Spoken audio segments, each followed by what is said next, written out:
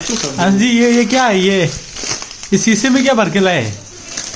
यो अताना सा अचार यो अताना है लो आपके अंथाना को और ये पराठे ये ये बनाता है ये कोई की पति भी आ जाए कोई की खाबा में भी काम दे बनो आपने पति ना बनो खा रहे कोई हम तो मुझे रहे हो तो पति भी आ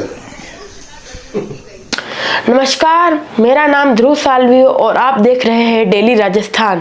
तो इस साल मेरे पापा ने भूटान की यात्रा तय की अपने दो मित्रों के साथ। तो आइए हम उनसे पूछते हैं कि उन्होंने इस यात्रा में क्या देखा, क्या जाना।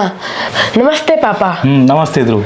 तो इस साल आपने भूटान की यात्रा तय की, तो इसकी योजना कैसे बनी? दरअसल मेरे दो मित्र हंसराज जी चौधरी और भंवर जी मेघवंशी दोनों 12 दिसंबर को यहाँ गोगुंदा आए थे और हमारा पर्सनल कुछ काम था, इस वजह से हम चर्चा करने के लिए बैठे थे। और चूंकि हंसराज जी वैद्य है और आयुर्वेदिक उपचार करते हैं तो उनको आयुर्वेदिक औषधियों की, औषधीय पौधों की, इन सब की ज़रूरत पड़ती रहती है। तो 13 दिसंबर की सुबह में उनको ये सायरा रणकपुर जो रोड है इस पे एक इंद्रप्रस्थ होटल है, उसके पीछे की तरफ बगीचे लगे हुए हैं आंवले के और वहाँ पे कई तरह के औषधीय पौधे भी हैं।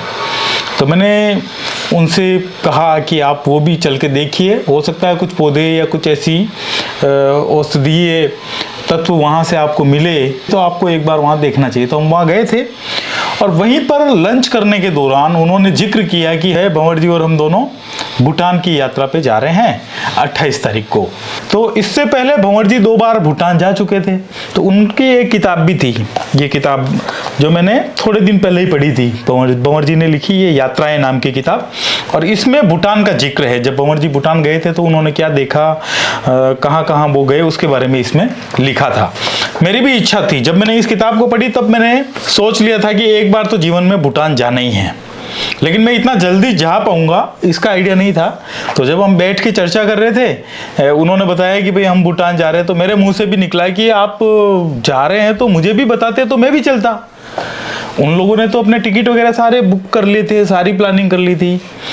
तो मेरे मुंह से निकल गया ऐसे ही कि भाई अगर आप वहाँ जा रहे हैं तो मुझसे भी चर्चा करते तो मैं भी चलता। लेकिन कोई बात नहीं, मैं भी कभी न कभी वहाँ पे जरूर जाऊँगा। तो अचानक से हंस जी ने भंवर जी की ओर देखते हुए कहा, अरे यार इस भाई को भी इस यात्रा में साथ में लेना चाहिए। तो बोले कि आप चल सकते हो क्या? मैंने कहा बिल्कुल मैं तैयार हूँ।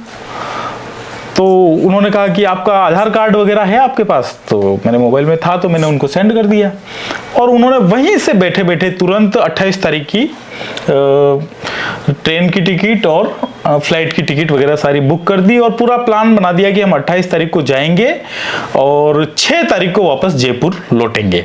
हालांकि बाद में प्लान बदल गया, कई बार टिकट जो बुक करवाए थे उनको कैंसिल करवाया, कहीं और नहीं जाना था वो भी हम बाद में प्लान बनाया। जैसे हम हिमाचल गए तो वो पहले प्लान नहीं था, पहले भूटान का ही प्लान था, लेकिन फिर बाद में नेपाल का प्लान भी बना और हिमाचल का प्लान भी बना। तो कुल मिला के इस तरीके से एक जो छोटी सी मीटिंग वहाँ पे हुई थी और उस मीटिंग के दौरान ही हमारा आपस में प्लान बना कि हमको ये करना चाहिए। तो इस तरीके से हमने ये पूरी प्लानिंग इसकी की। अच्छा, तो कितने दिन की यात्रा आपने प्लान की? तो जैसा कि मैंने बताया आपको कि प्लानिंग हुई 28, 29, 30, 31 से लेके 6 तक की। हम 6 तारीख को वापस लौटने वाले थे। यात्रा कहाँ से शुरू की और कैसे की? हाँ, यात्रा कहाँ से शुरू की? मैंने तो गोगुंदा से शुरू की। हम तीनों दोस्त मनमोजी आदमी हैं और हम हमारी मर्जी से चलते हैं। और जब हम 13 दिसंबर को यहाँ से अलग अलग हुए गोगुंदा से, तो मैं गोगुंदा में था, हंसराज जी रायला भिलवाड़ा चले गए और भंवर जी जो घूमते रहते हैं पूरे देश भर में, तो वो दिसोम की एक वर्कशॉप थी, तो वो धर्मशाला, हिमाचल में धर्मशाला है, वहाँ कंडबाड़ी विलेज में वहाँ चले गए थे।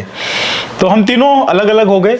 अब हमको 28 तारीख को दिल्ली में मिलना था। ये तय हुआ कि 28 तारीख को सुबह हम दिल्ली में मिलेंगे और दिल्ली से 11 बजे के समथिंग सुबह हमारी फ्लाइट है जो हमें बागडोगरा ले जाएगी, जो कि वेस्ट बंगाल में बागडोगरा एक जगह है, वहाँ एयरपोर्ट है, वहाँ हमारी फ्लाइट दिल्ली से लैंड करेगी वहाँ जाके। तो ऐसा हमारा प्लान था।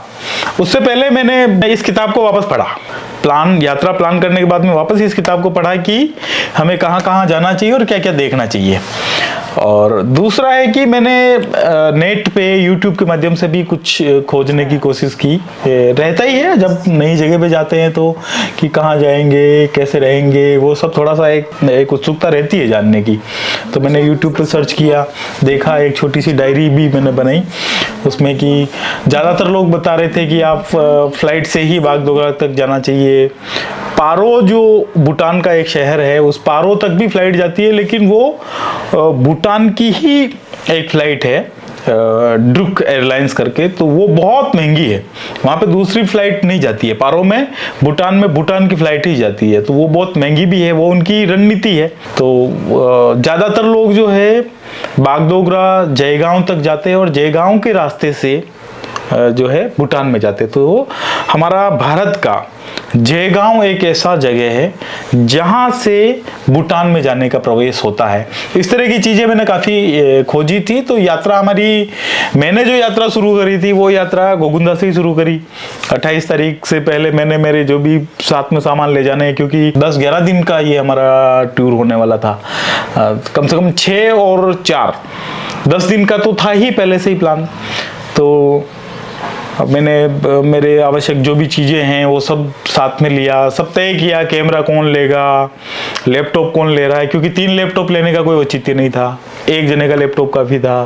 एक एक्सटर्नल हार्ड डिस्क हमें चाहिए थी, कैमरे हमें चाहिए थे, है ना, चार्जर वगैरह वगैरह जो भी हमें चीज़ें चाहिए थी वो हमने पैक की, हमने तय किया और अपने अपने हिस्से का सामान सबने ले लिया। फिर मैं यहाँ से निकला 28 तारीख को, क्योंकि 29 तारीख को सुबह हमारी फ़्लाइट थी 11 बजे के समथिंग दिल्ली से। तो यहाँ से मैं 28 तारीख दोपहर में रवाना हुआ। यहाँ की जैसा कि जाला बस है, जाला बस में अपने बहुत भारी भरकम बैग के साथ में चढ़ा और वहाँ से चेटक से फिर ऑटो पकड़ा, ऑटो से सीधा रेलवे स्टेशन जाके थोड़ी देर वेट किया और फिर ट्रेन में मैं सवार हुआ। ट्रेन उदयपुर से भिलवाड़ा पहुंची तो भिलवाड़ा में हंसराज जी मेरा इंतजार कर रहे थे।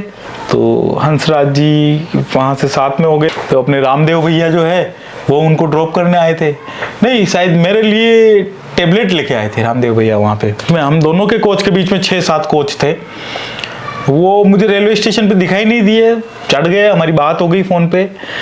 फिर मैं उनके कोच में गया, मेरा सामान मेरे कोच में ही था और उनके कोच पे जाके वहाँ पे हम बैठे, थोड़ी देर बातें चीतें की। फिर वो अपने साथ में खाना लेके आए थे, हमने अचार और घर से लाए हुए पराठे वो वगैरह वहाँ पे ट्रेन में हमने खाना खाया और खाना खा के फिर मैं अपने कोच में चला गया और सुबह जल्दी हम पहुँच गए दिल्ली सराय रोहिल्ला रेलवे स्टेशन। और स्टेशन से बाहर निकल के हमने एक कमरा बुक किया होटल का और हम वहाँ पे रुके। हमें नहाना धोना था, तो 11 बजे तो हमारी फ्लाइट थी ही। और इसी बीच में भंवर जी जो वो धर्मशाला से आ रहे थे, हिमाचल धर्मशाला से दिल्ली आ रहे थे, स्टेशन से फिर यहाँ सराय रोहिल्ला है, उन्होंने हमें ज्वाइन किया। फिर हम यहीं पे तैयार हुए, तैयार होके हमने जो है पराठे और दही के साथ में यहाँ पे हमने नाश्ता किया सुबह सुबह का। और हमने 9 बजे होटल छोड़ देने का निर्णय किया, क्योंकि एयरपोर्ट पे जल्दी पहुँचना होता है, बोर्डिंग करनी होती है, कई चीज़ें जांच प्रक्रिया में गुजरना होता है, तो उसमें समय लगता ही है। तो हम 9 बजे ही वहाँ से रवाना हो गए। हमने उबर या ओला से कोई गाड़ी बुक करी भंवर जी ने और फिर हम तीनों वहाँ से अपने अपने सामान के साथ में पहुँच गए एयरपोर्ट पर।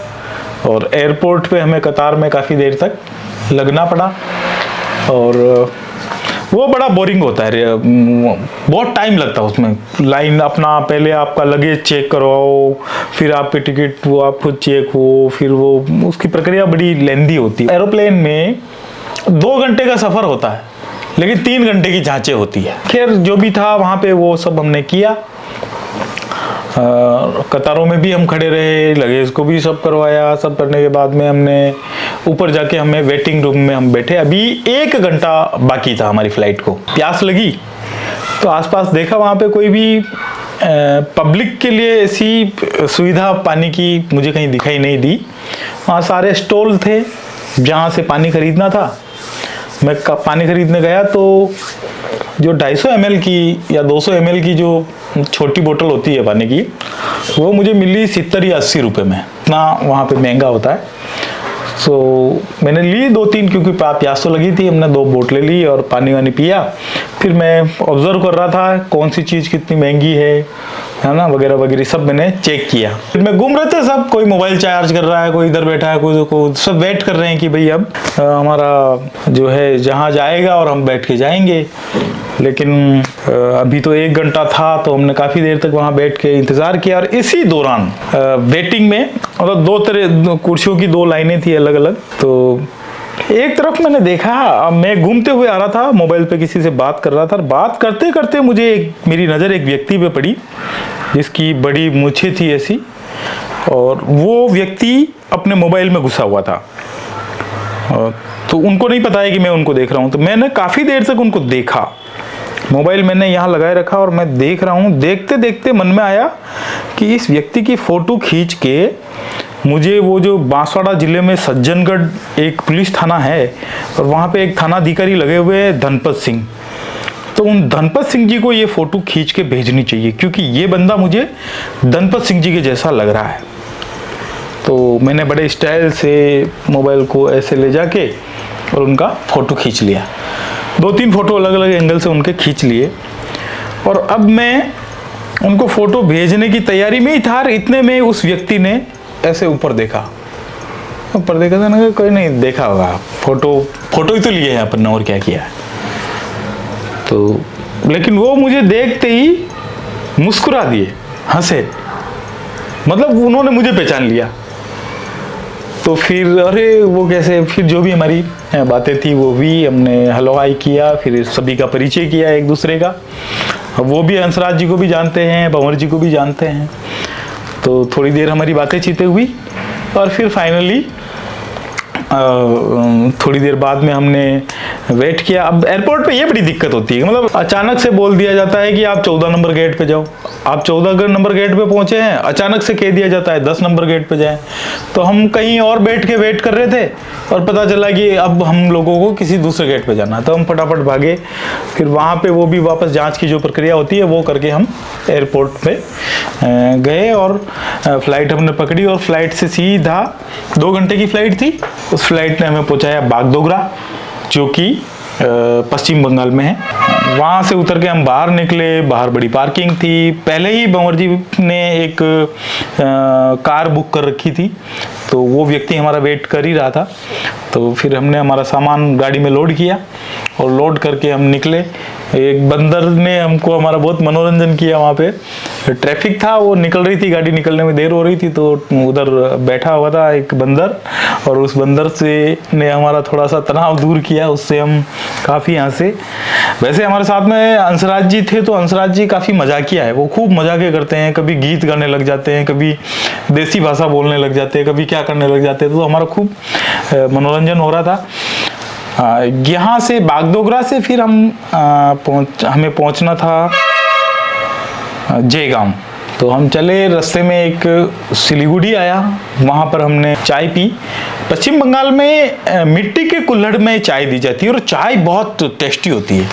तो मैंने भी चाय पी और इस होटल पे रास्ते में यहाँ पे गाड़ी रोक के और अपने बातचीत भी की। साफ साफ बताओ, कहना क्या चाह रहे हो? उन्होंने साफ बात दिया है, था मैंने दर पे ही रहो तो मुँह बली दर पे जाऊंगा। बाकी बात हुआ नहीं है जो था हम जी रहे हो। नहीं तो कई बात है, नहीं मैं कह रहा हूँ कई बात ही नहीं है। और पर था मैंने मातमारी करी रहे हो, अतरो दुखी कर रहे हो, तो मुँह कह रहे हो बात हुआ की बात है। यहीं से जयगांव जाना है, वो लगभग 160 किलोमीटर की दूरी थी। तो शाम पड़ चुकी थी, पर मैं तो क्योंकि नई जगह पे जाते हैं तो बाहर देखने का बड़ा अच्छा लगता है। बीच में वो हाथियों वाला, मतलब एलिफेंट बहुत है उनके फॉरेस्ट में, तो वो वन अभ्यारण्य भी आया। उत्सुकता थी कि हाथियों का झुंड रोज रोड पे आ जाए तो हमें भी दिखाई दे तो थोड़ा अच्छा लगेगा, लेकिन दिखा नहीं हमको। तो बहुत दिक्कत हुई, मतलब बहुत धीरे धीरे, और सड़क टूटा हुआ भी था, तो धीरे धीरे गाड़ी आगे बढ़ी। हम कहाँ जा रहे हैं, कहाँ रुकेंगे? हम दिल्ली से टर्मिनल 2 से चले और बागडोगरा जो आर्मी का एयरपोर्ट है वहाँ हम उतरे हैं। और बागडोगरा से हम सिलीगुड़ी होते हुए अब हम जाएंगे जयगांव। पश्चिम बंगाल का या भारत का आखिरी गांव है। उसके बाद ये भूटान की सीमा पर है। फुनसिलिंग जो भूटान का पहला शहर है, उसकी सीमा पर आज की रात हम रुकेंगे और कल हम भूटान में प्रवेश करेंगे। और जे गांव तक पहुंचते पहुंचते तो बहुत अंधेरा हो गया। और जे गांव ऐसा है कि उस गांव के अंत में बस गेट है भूटान में प्रवेश करने का। तो हम ऐसी जगह पे होटल में रुके जहां से वो दरवाजा सीधा नजर आ रहा था उसमें घुसने का। मतलब उसके साथ सामने ही हम जाके रुके थे। वहीं पे हमने डिनर विनर किया और वहां सो गए। कुल जमा 29 तारीख तक का ये 2 दिन का सफर तो इस तरीके से बीता। 30 तारीख की सुबह एक खास बात हुई थी और वो खास बात मैं अगले वीडियो में बताऊंगा। तो यात्रा की ये बातें जारी रहेगी, तो देखिए अगले वीडियो में।